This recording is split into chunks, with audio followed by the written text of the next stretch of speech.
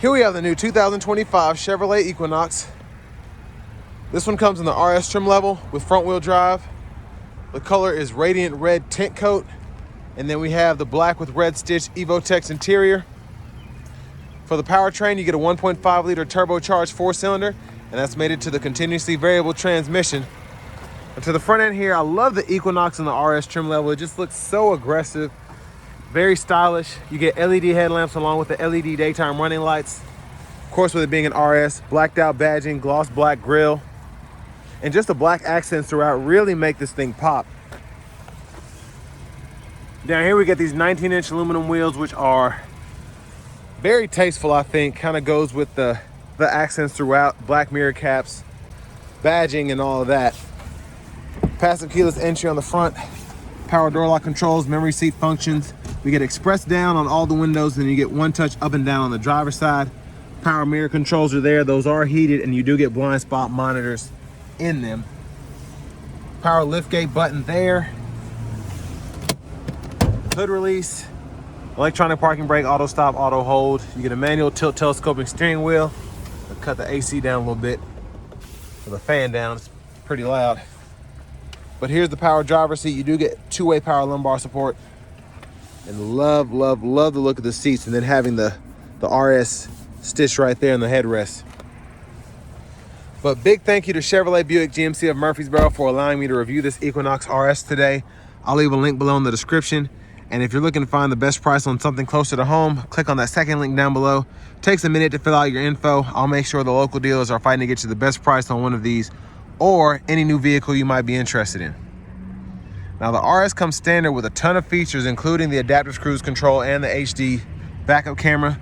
But this one also has the panoramic sunroof, the convenience package too, which adds that power front passenger seat with lumbar support, cooled seats, and then you get the heated back seats.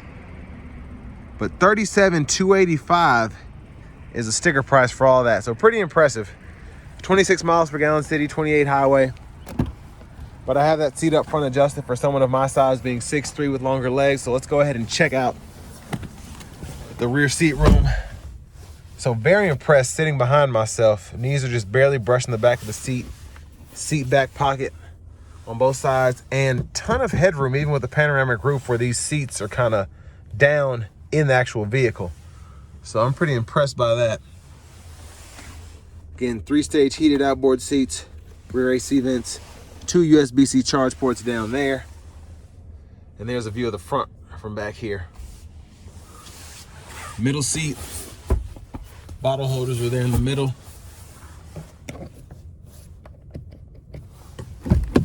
Let's go ahead and make our way towards the back.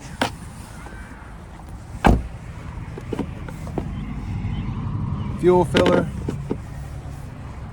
Now as we come around to the actual back end, we get full LED headlamps, tail lights, and with this radiant red, my goodness, it does pop, especially as the sun sets here. And again, just having the black badging, it's a looker, it really is. And it's funny how just getting this RS package is like night and day between this and, let's say, like an LT or an Active. This one's definitely the looker. And then you can lift this up, get access to that spare tire. But pretty good space back here. Top tethers are on the back of the seats for the car seats, 12 volt.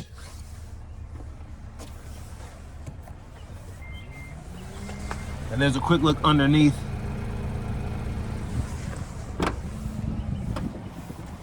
But as you come around to the rear passenger side, when the seat up front is up far enough, all you have to do is click this here. That'll fold down, and then pretty easy to lock it back into place by pulling up on it.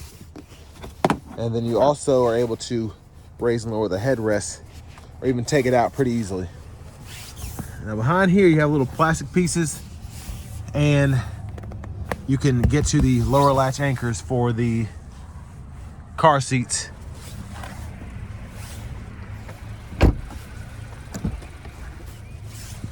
Now here's our power front passenger seat, again with the 2-way power lumbar support that's included in that additional package. Glove compartment here.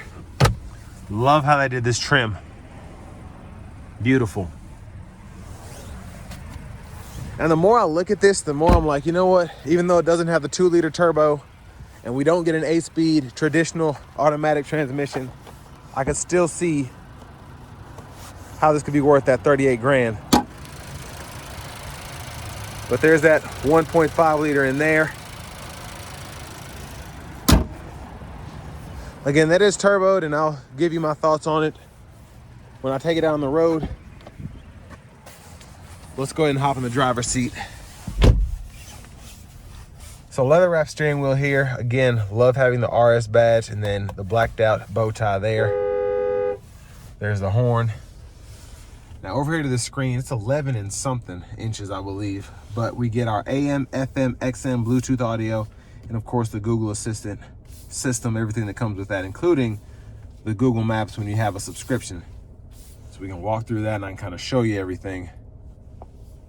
But I love the Google Maps system because it's very easy to use. The picture quality is beautiful and it just makes a lot of sense how everything works. Now I'm in a dead zone where I am in this parking lot, so it probably won't pull up until later, but I'll try to keep it up for when I take the test drive. You get dual zone automatic climate controls. You can either use a screen or the buttons down below, and then your heated seats, cooled seats for the driver, front passenger right there. I like that we still have pretty much every button that we could need without having to go on the screen. Unlike the new Tahoes and Suburbans, a lot of people just don't like that, but it is what it is. Now what's funny is the Tahoes and Suburbans have their headlight controls where they normally go, but to turn the lights on here, you have to either do this or you have to go all the way in here to get to those headlights. So it can be a pain, but once you get used to it, it's pretty easy to do. Everything else is in here too. The window lock, so on and so forth. And then your settings right here, vehicle settings, teen driver, rear seat reminder, buckle to drive. And then your system settings down here, you can change your language or your units of measurement. Backup cameras there, guidelines follow you as you turn the steering wheel. And then we do not have a front camera on this one. But volume knob is here, you can click there to mute. USB-C, USB-A port, wireless charging pad, and then you can go through your drive modes here. I really don't know why they did this, but it's whatever. At least there's a knob, but it literally just gives you snow and ice and normal. You don't get a sport mode or anything like that. It's kind of annoying and it takes up all of this, but the shifter had already moved up here anyway, so why not? Center console cubby space, removable tray there. And then let's see if we can get this roof to go all the way back. So that's one touch there. Hit it a second time, goes that far. So pretty neat. There's a look at the back seat from up here. Sunglasses holder, all of your sunroof controls, hazards here, OnStar, vanity mirror.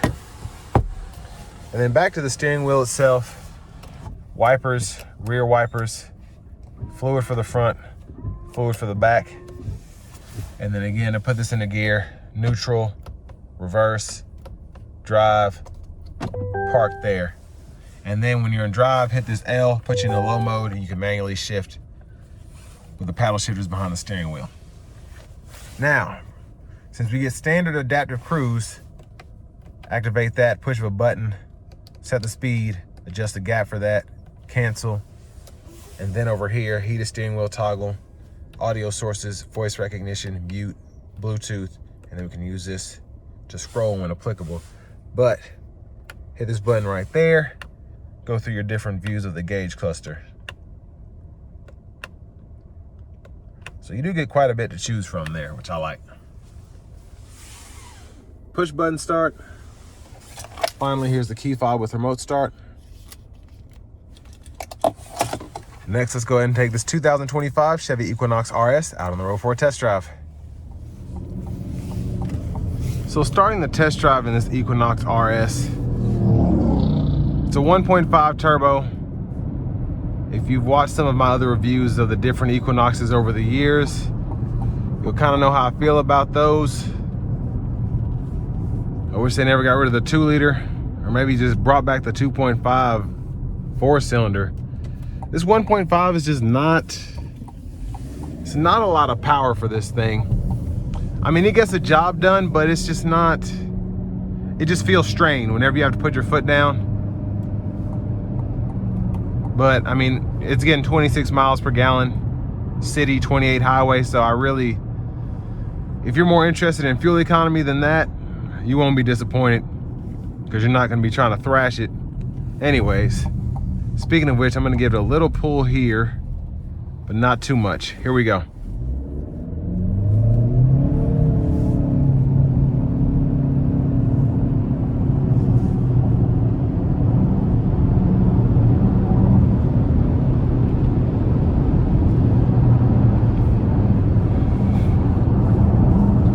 So like most vehicles with CVTs, if you find that sweet spot where it can kind of do its thing, it gets up to speed nicely without crying.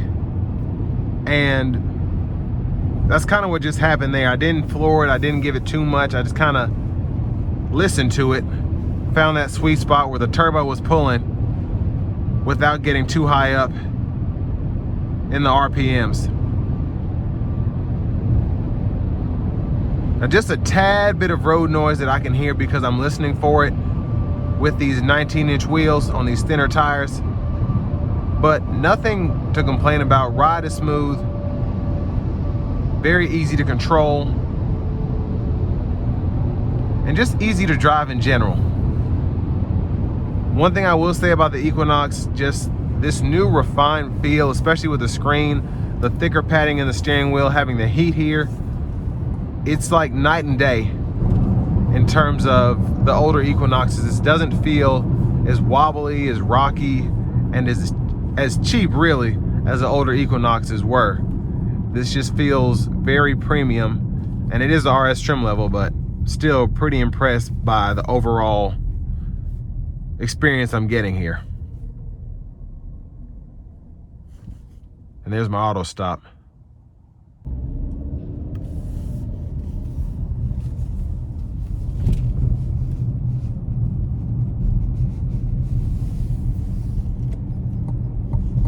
Now, in terms of what you get for the money, the RS trim, it's more expensive, but I just love what all you get here. You have the heated cooled seats with the package on this one, the heated steering wheel, the panoramic roof, the standard adaptive cruise control. I could go on and on. You just get a ton with this trim here.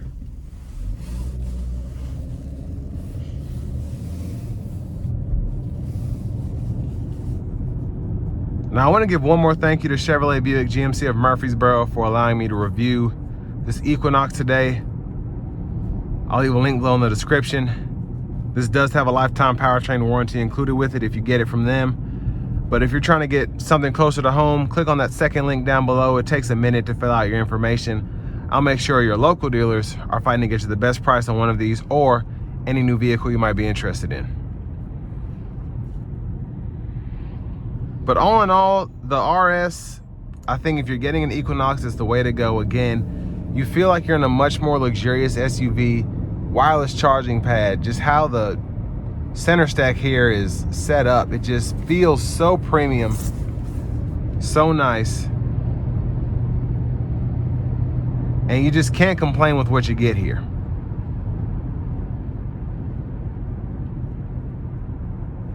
Another big plus, of course, having the blind spot monitors on top of the adaptive cruise control. It's ready to take a road trip if you need to, or if you just need to commute in it. You're still getting fantastic gas mileage. It just checks every box for me. And then, of course, the exterior, just how they redesigned this was remarkable. It just, even though the 22, 23 models were relatively nice compared to the outgoing ones, this one definitely takes the cake, I think.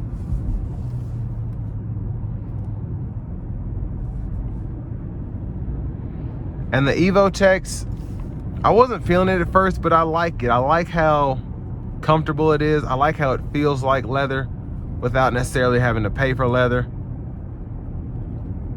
And it's really hard to tell the difference, especially if you have the heated cooled seat option.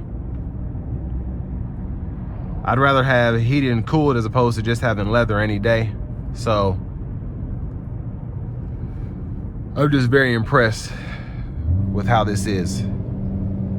Just how it's built in general. So if you're getting an Equinox, even if you're looking at the CRVs, RAV4s, this one right now is at the top of my list. But with all that being said, this will bring me to the end of my review of this 2025 Chevy Equinox in the RS trim level.